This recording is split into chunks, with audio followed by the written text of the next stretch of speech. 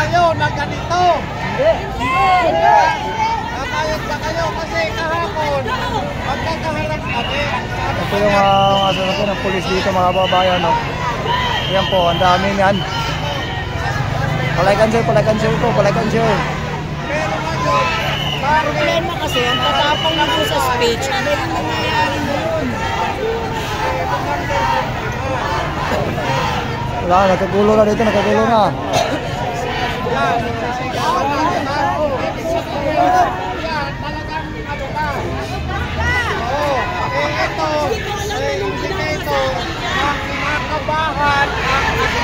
Nako, nandun sa Port Prison, dami doon ay.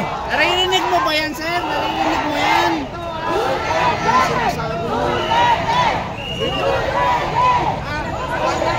Nako, nagkagulo na dito mga babayan.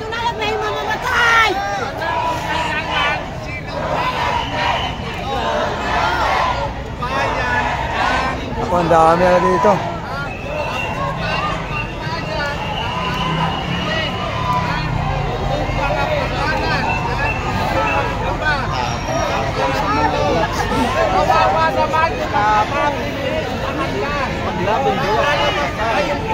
Anong nangyari dito? Anong nangyari dito? Maawa naman tayo. Maawa tayo.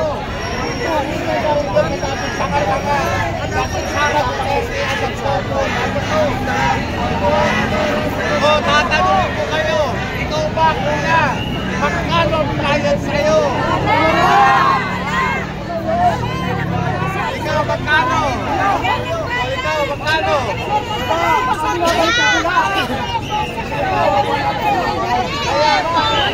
Wala na, nagkagulo na dito, nagkagulo na. At tingnan nyo doon, oh. Nagkagulo na dito, nagkagulo na dito, nagkagulo na.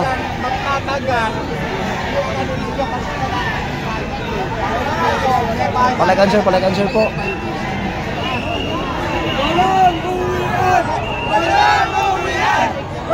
Hoy.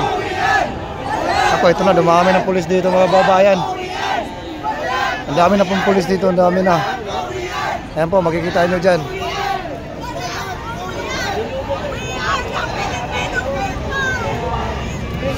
Palaikan sir po. Palaikan sir.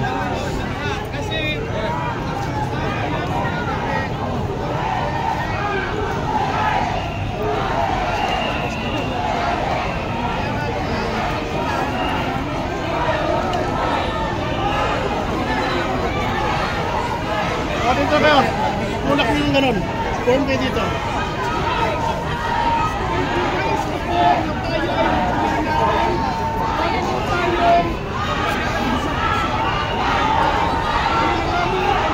Ako, pati dun sa kabila, oh. Tingnan nyo sa kabila, oh. Kasi kawa na dito mga babayan.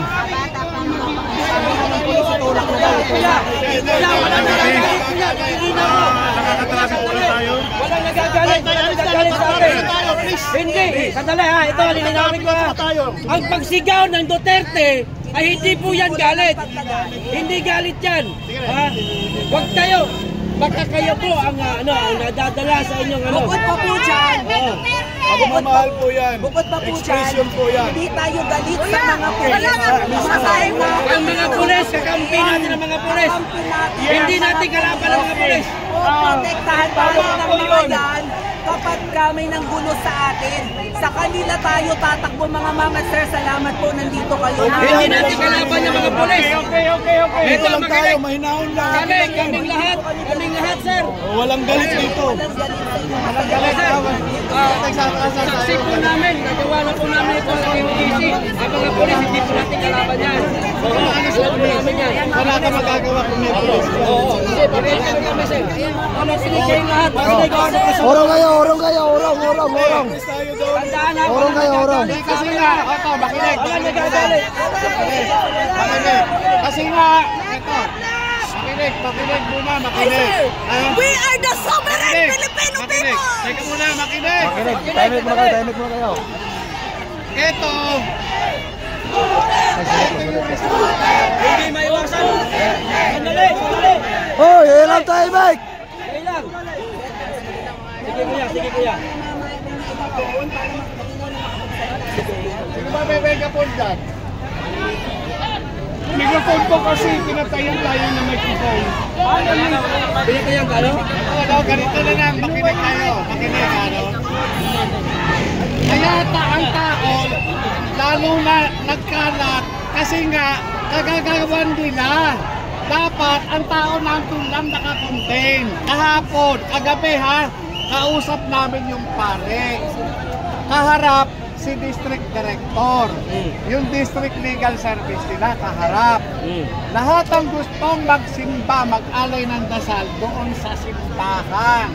Ngayon, hinarapan. Ang tendency, kakalat talaga sa kalsada.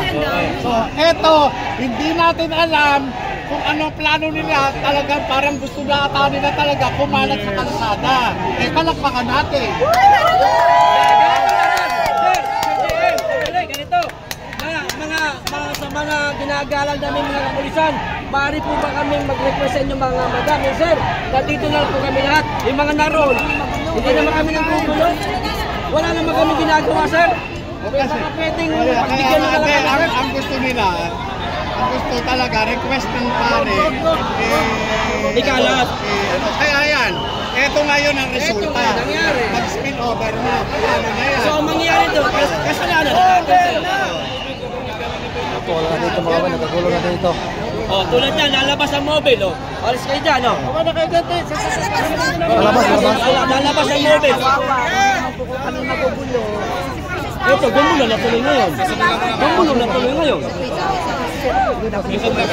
Tama na po, tama.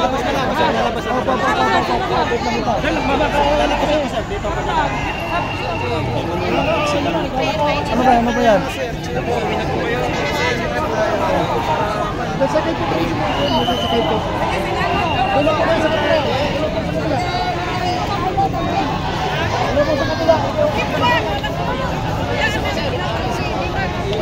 Nagkagulo na po dito mga kababayan. Kaya ang ibig sabihin ni Sir Morales, ang usapan daw nila ng pare. Wala na mga kababayan, ang dami ng pulis dito ngayon. Kasigawan na dun sa kabila mga kababayan, kasigawan na.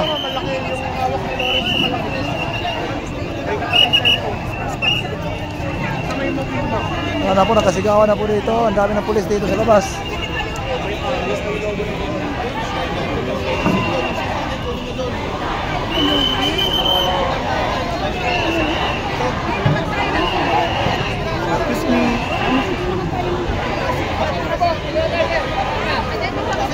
Kasigawan na sila dito. Ano nangyari dito?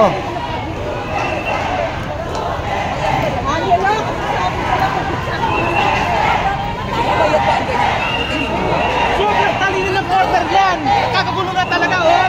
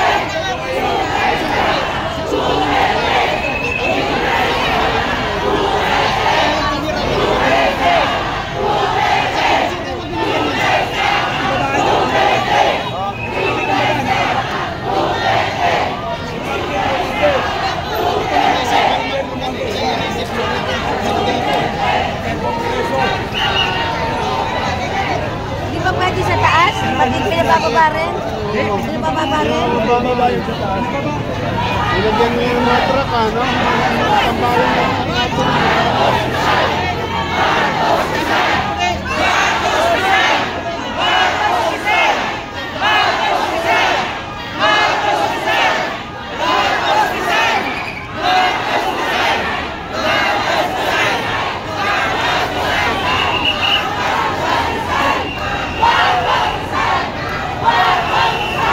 Grabe ito mga babayan.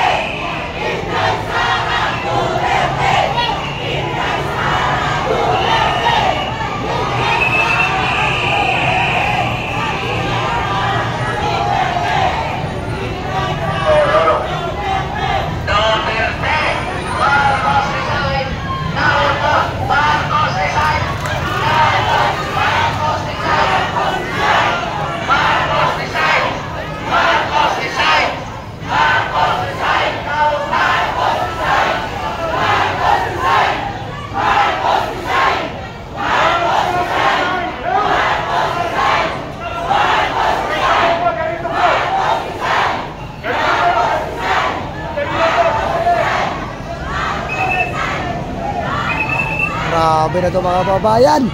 Ito nang hinihintay. Nandito lang pala yung mga tao sa gilid-gilid.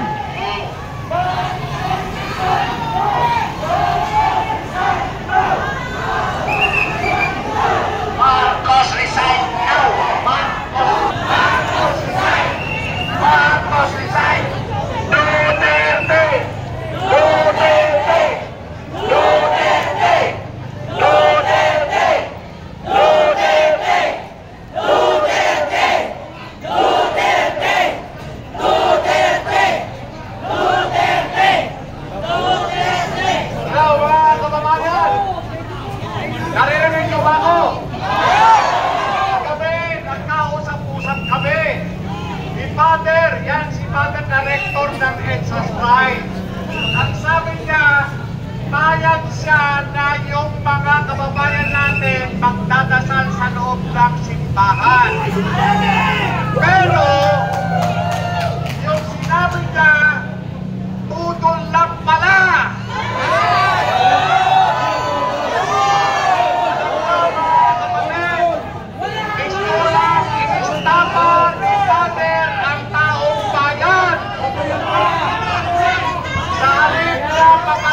Tayo sa kanyang simbahan ay tumawag siya ng Sanpaterbang kapulisan ang lalaman at tutuan.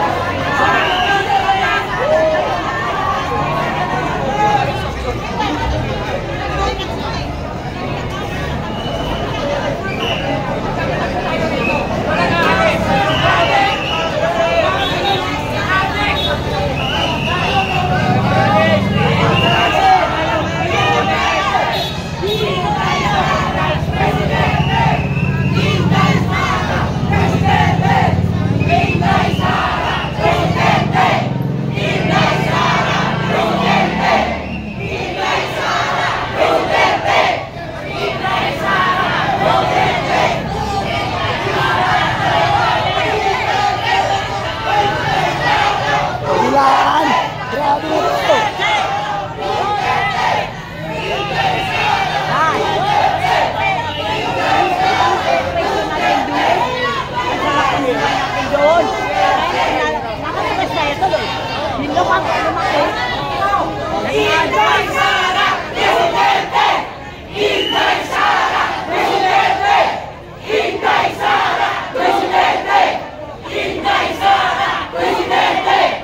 Inday